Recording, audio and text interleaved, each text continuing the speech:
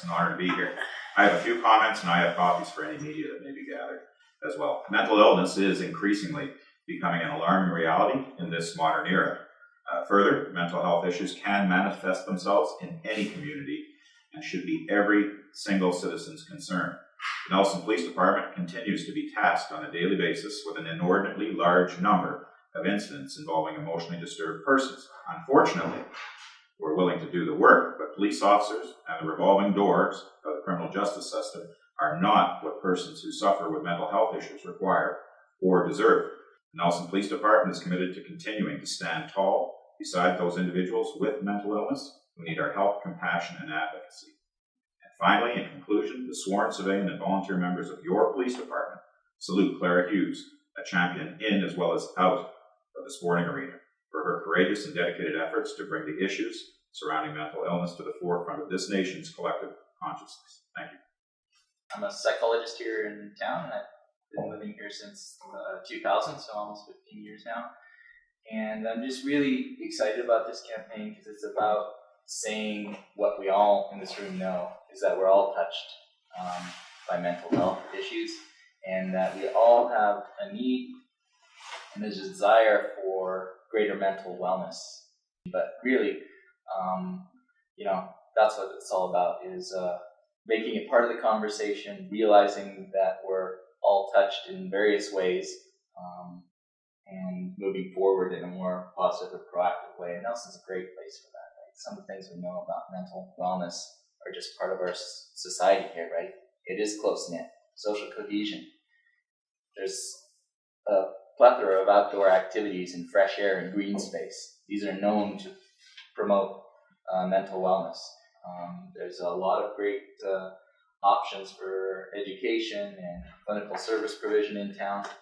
Like any other place in North America, sometimes it's a little disjointed, and it's hard to know who to talk to when and for what, and how long you might have to wait, and then that kind of confusion. So maybe I'll ask my colleague, Dr. Sawyer, to go next and talk a little bit about that. But that's why I'm here, and I'm so excited that everyone said yes to this invitation.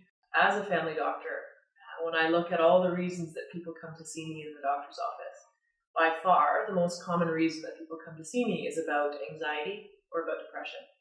So this is an enormous issue for all of us in the community. When you look at the different aspects of depression or the different aspects of anxiety, whether it's for years or months or weeks or days or hours or moments, every single one of us has had that experience. I think the biggest way that we can be helpful to each other is really to start a conversation about how are we well? What do we need to do to be healthy? And Todd's mentioned a couple of those things, and I think if we can be curious and we can start really discovering what works for you. Like when you're feeling really stressed out, what do you do to help yourself feel better? You talk to your friends, or you go for a walk, or whatever. As we start to learn what others do, it starts to build our own skills, and I think each one of us benefits from it. So if you're out there thinking, I don't feel entirely well, and I'm not sure who to talk to, find a family doctor and start there. Yeah, for sure. As an author, journalist, and writer, I've written a number of articles on aspects of mental illness, including a profile of a local woman, an amazingly vibrant woman who has been struggling with bipolar. And it's the one time in my whole writing career where I've had to use a pseudonym, and I think that's heartbreaking.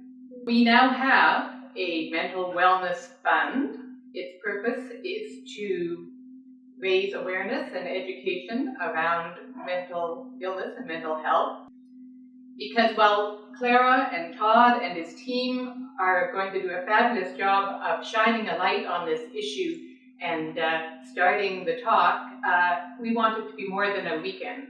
We're the perfect age level to hit the how do we raise awareness, how do we end the stigma, and our kids are all primed. We're going to fundraise, we're going to have a lot of cool events. She's coming to our schools Monday morning, 8:45, and there's going to be a lot of noise and some interesting things I'm not even allowed to say yet. John? I think the timing of the ride is just perfect. We've got the ball rolling at the school. There's been, we took a bunch of students down to Vancouver for a mental health conference that was hosted by the Canucks. And it was interesting, on the way down, they kind of thought, oh yeah, like this doesn't relate to me, but I'm going to bring this information back. And by the end of the conference, they just said, we got to do something. We got to raise awareness at the school. And again, it was around that stigma piece. And I think the timing of this is perfect for the kids to see an Olympian and Tyler even. I mean, for sure, the kids to see someone in the community and an Olympian who can come to the school and say, hey, you know, these are my issues. I think it's going to open a lot of doors for these kids, and they'll feel way more comfortable to speak to us and to go get help.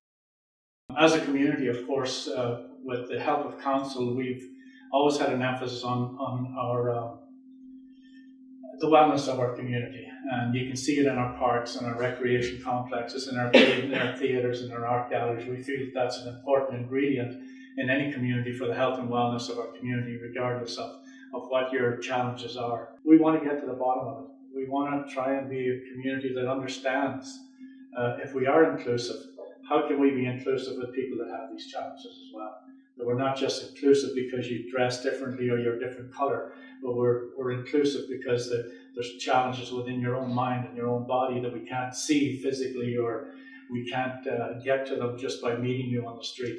And I'm glad that Clara Hughes has taken this initiative on and choosing Nelson as one of her stops to help us, because we have a project that needs work in our community, and we need to get the message out so that lay people, when they're put in these situations for dealing with people that have mental challenges, have some tools to be able to deal with.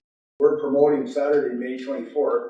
It's going to be parade and celebration, and then the evening event will support the Osprey Foundation Fund for Mental Wellness, and tickets for $25 are available at Sacred Ride and Jarrett Sports. So if no one has anything else to say, we're definitely looking forward to this event.